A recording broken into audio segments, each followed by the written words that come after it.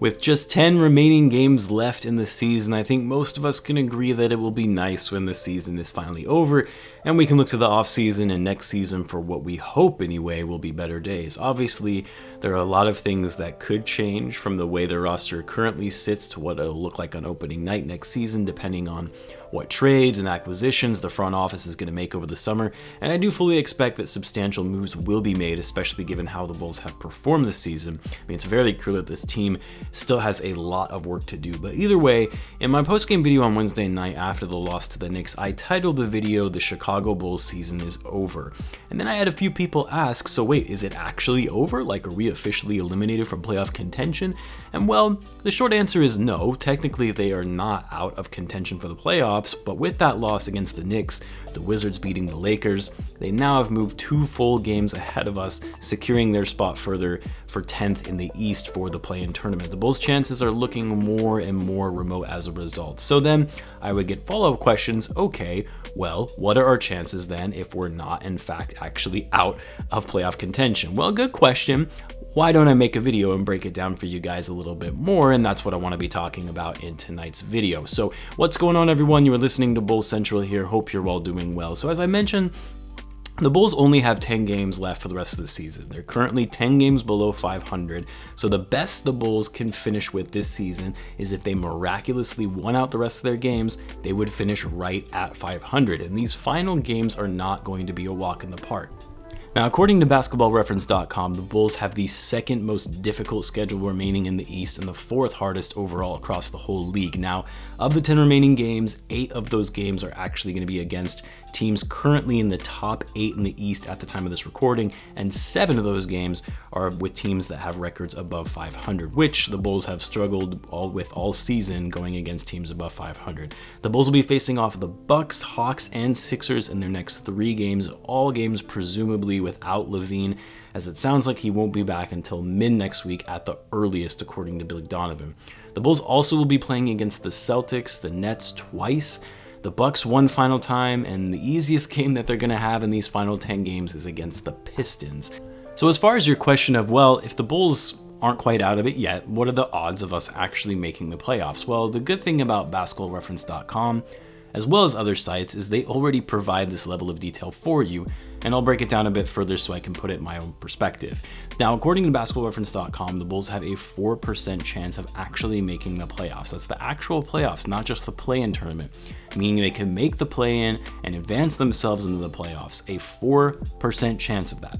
And the way that is calculated is based on the remaining strength of schedule, their competitors' remaining strength of schedule, who are in close position to them in the standings, and using the formula for how they have done against the teams that they're still going to be playing against for the rest of the season. So there are a lot of assumptions when coming up with this calculation, but historically speaking, the playoff odds formula has actually proven to be right in predicting who will make it more often than not. Now, some things the Bulls have going in their favor in closing out this season, and then I'll talk about things that aren't in their favor, but what the Bulls actually have going for them as of right now is they own the tiebreaker over the Raptors, the Wizards, Pacers, and the Hornets, all teams that are between the 8th and 12th spot in the East, which includes the Bulls. So if, say, the Bulls finish with the same record with one of these teams for 10th in the East, the Bulls would get to go to the play-in tournament as a result for having won the regular season series between the teams. Now, the other potential advantage for the Bulls is that, yes, they are playing some of the best teams in the league down the stretch, but sometimes that can actually work in your favor.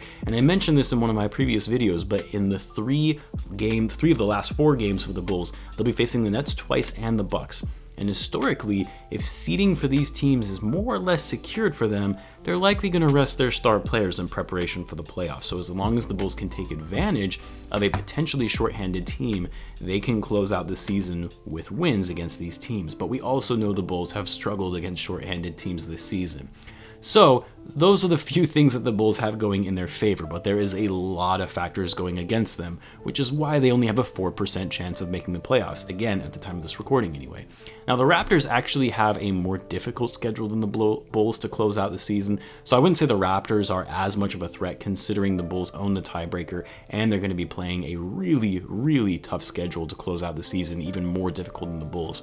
Now, the problem, though, is the Wizards, a team that is just absolutely feeling it right now. now. They are playing incredibly well. It took them a while for that team chemistry to finally start gelling with Westbrook and Beal. On top of that, the Wizards have one of the easier schedules to finish off the season. They're playing the Cavs twice, Pacers twice, the Raptors. So the Wizards are much better positioned than the Bulls are to make the playoffs. They actually have a 13.7% chance of making it.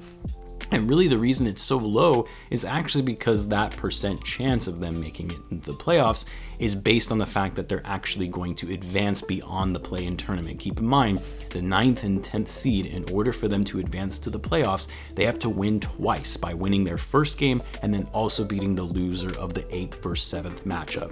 Now, the other thing the Bulls don't have going in their favor is the fact that their best player in All-Star Zach Lavine remains out of the lineup with really no timetable for return at this point, which I still find odd as it's been over 14 days now, which is the typical quarantine period for those who enter into the health and safety protocol.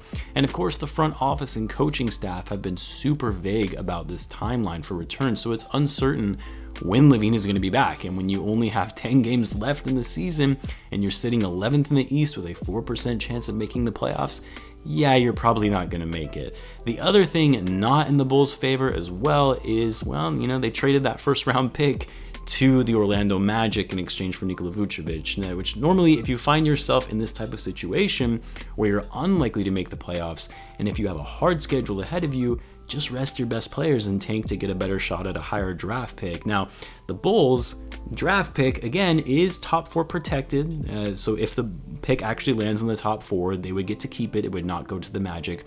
But even with that protection, as it stands right now, the Bulls would only have a 23.5% chance at landing in the top 4 if the season ended today, and a 5.3% chance of getting the number 1 pick. So you're talking about a 76.5% chance of sending that pick to the Orlando Magic. Now, I know a lot of people have been saying, just tank these last games to give us higher odds at falling into the top 4. Well, the problem with all of that is the bottom teams in the league, it's not like they're going to be looking to win games either. You can expect they're going to lose most of their remaining games. One, because they're bad teams, but also because they're looking to get a high draft pick. And with the separation from the Bulls and these bottom teams with only a handful of games left to go, the Bulls' chances aren't going to improve greatly. They're not going to be able to make that much of a gap between these bottom teams and where they stand. So that might go up marginally. Their chances of getting a higher draft pick might go up very small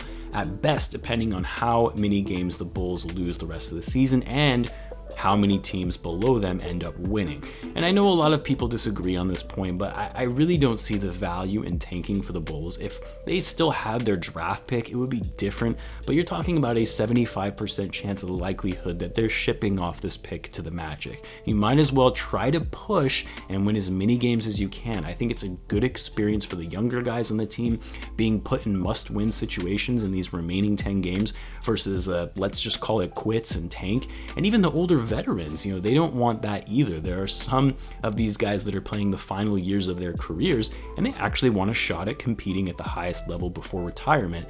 I mean, there was a quote from Vucevic in a post-game interview after the game against the Knicks in which he said, "We're going to fight until the end. There's still 10 games left. A lot of things can happen." I mean, that's the attitude that should be had within this team, is not just resigning yourself to the fact that we might as well give up and just further perpetuate that losing mentality. No, come out playing your hardest, and even though you're likely going to come up short of your goal in making the playoffs, at least try to have some pride in the game that you play for a living.